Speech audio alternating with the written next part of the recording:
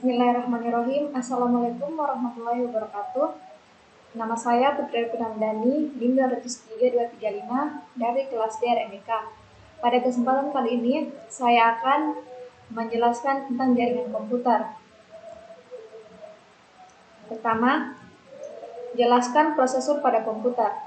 Prosesor disebut sebagai CPU, yaitu Central Processing Unit, merupakan suatu perangkat keras yang menjadi otak suatu PC, serta apabila komputer tanpa prosesor, maka komputer tidak dapat dijalankan. Prosesor sering juga disebut selaku pusat pengendali ataupun otak PC yang didukung oleh komponen yang lain. Letak suatu prosesor merupakan pada soket yang sudah disediakan di bagian motherboard. Prosesor bisa diganti dengan yang lain, asalkan prosesor tersebut cocok dengan soket yang ada pada motherboard. Banyak merek prosesor yang tersebar di pasaran, antara lain Intel, AMD, IBM, Apple, Syrixia, serta IDT. Tetapi ada dua perusahaan yang terkenal di dunia selaku pengembang prosesor untuk PC, ialah AMD serta Intel. Kedua, jelaskan sejarah RAM Random Access Memory. Random Access Memory adalah tempat penyimpanan sementara. RAM dikenalkan pada tahun 1960-an, harganya kala itu sangatlah mahal. RAM pertama kali diciptakan oleh perusahaan Intel. Jenis RAM waktu itu disebut dengan RAM. RAM bisa ditulis dan dibaca. Itulah kenapa RAM disebut sebagai memori penyimpanan sementara. RAM sendiri ditemukan oleh Robert Dennard dan diproduksi secara massal oleh Intel pada tahun 1968. RAM yang pertama kali ditemukan membutuhkan tegangan daya sebesar 5,0 volt dan berjalan pada kecepatan 4,77 MHz.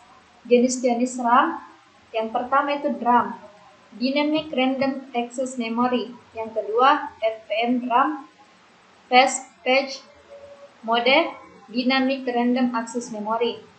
Yang ketiga itu EDRAM, Extended Data Output Dynamic Random Access. Keempat itu SDRAM, Synchronous Dynamic Random Access Memory. Yang kelima itu DDR SDRAM, Double Date Rate Synchronous Random Access Memory. Yang ketiga, jelaskan tentang ROM, Read Only Memory.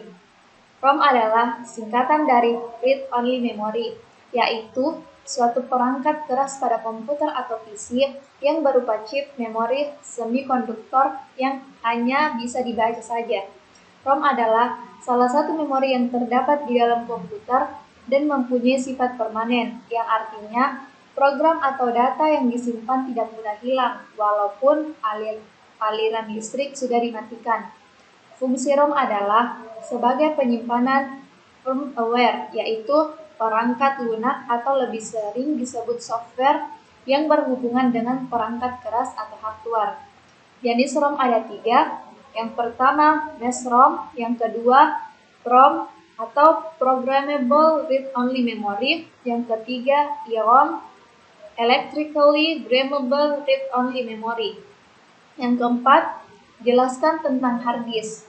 Hard disk atau hard disk drive adalah salah satu perangkat keras komputer yang menyediakan ruang penyimpanan yang digunakan untuk menyimpan atau membaca data pada komputer. Yang menjadi kompetitor utama pada perangkat hard disk saat ini ialah perangkat penyimpanan yang disebut Solid State Drives atau SSD. Yang mana menawarkan kecepatan menyimpan atau membaca data yang lebih cepat, penggunaan daya yang lebih rendah. Fungsi hard disk merupakan memori berkapasitas besar pada komputer yang berfungsi untuk menyimpan atau membaca data pada komputer. Data yang disimpan tersebut seperti sistem operasi, Windows atau Linux, software, browser, Office, dan lainnya, serta data pribadi, dokumen, foto, lagu, dan lainnya. Yang kelima, jelaskan tentang fungsi monitor pada komputer.